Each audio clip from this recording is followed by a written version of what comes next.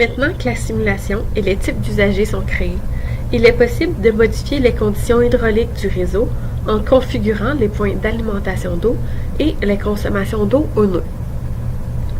Cette vidéo inclut seulement les procédures disponibles pour imposer des consommations au nœud. La vidéo « Création d'une tête d'eau » explique la configuration des points d'alimentation en eau du réseau, donc, par exemple, les réservoirs. Plusieurs façons existent afin d'imposer des consommations au nœud du modèle hydraulique. La première façon est d'imposer manuellement les consommations à chacun des nœuds.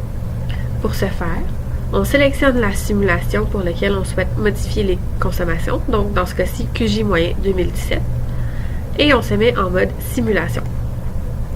On remarque en mode simulation que la barre d'outils éléments, le seul élément disponible est les nœuds.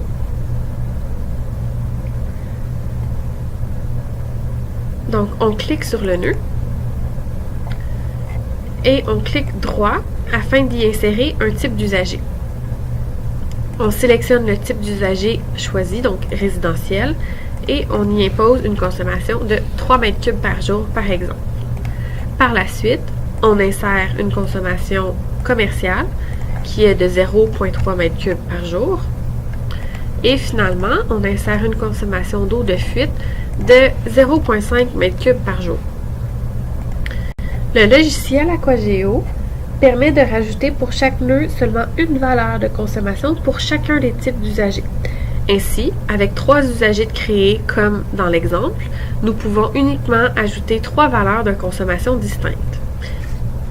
Afin de gagner du temps, il est possible de sélectionner plusieurs nœuds et de leur ajouter une consommation identique en même temps.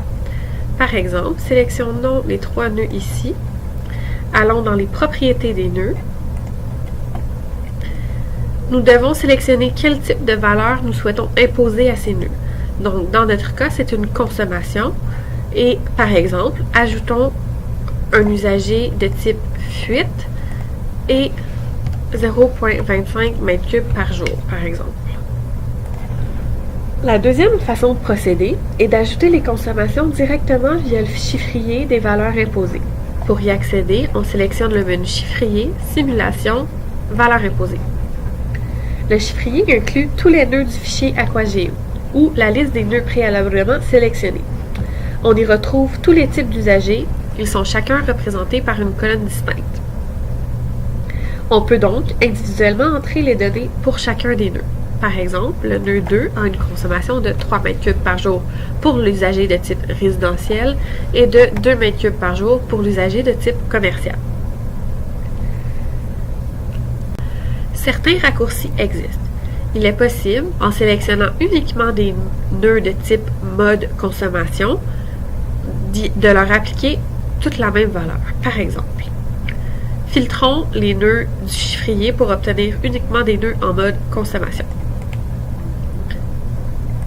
On filtre selon la condition consommation et on fait OK.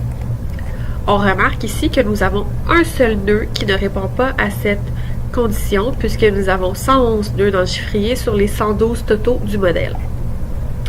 Par la suite, on peut par exemple sélectionner la colonne des fuites et remplacer tous les zéros par une valeur de 0,25 qui représente le taux de fuite à chacun des nœuds du modèle.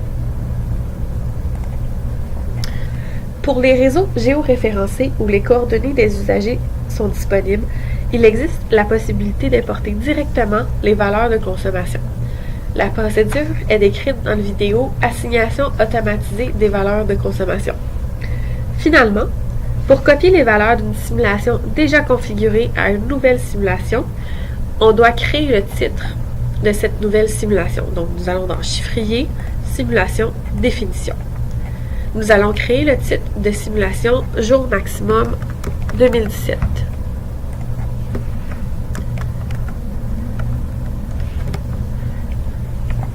OK. Puisque nous avons présentement la simulation jour moyen 2017 de sélectionner, c'est ces valeurs qui seront copiées dans la simulation jour maximum. Aquageo nous demande si on souhaite réellement copier les valeurs imposées et nous faisons oui. Nous sommes maintenant dans la simulation de jour maximum et lorsque nous allons dans le chiffrier des valeurs imposées, on y remarque que chacun des usagers de la simulation jour moyen ont été copiés dans la nouvelle simulation, ainsi que toutes les consommations que nous avions déjà assignées. Encore une fois, en triant les nœuds et en s'assurant d'avoir uniquement les nœuds de mode consommation, il est possible de sélectionner, par exemple, toutes les consommations résidentielles et de leur appliquer un facteur multiplicatif de 2, par exemple, afin de représenter les valeurs de jour maximum pour l'année 2017. On peut faire la même procédure pour les valeurs commerciales. La simulation de jour maximum 2017 est donc créée avec toutes ces bonnes valeurs de consommation.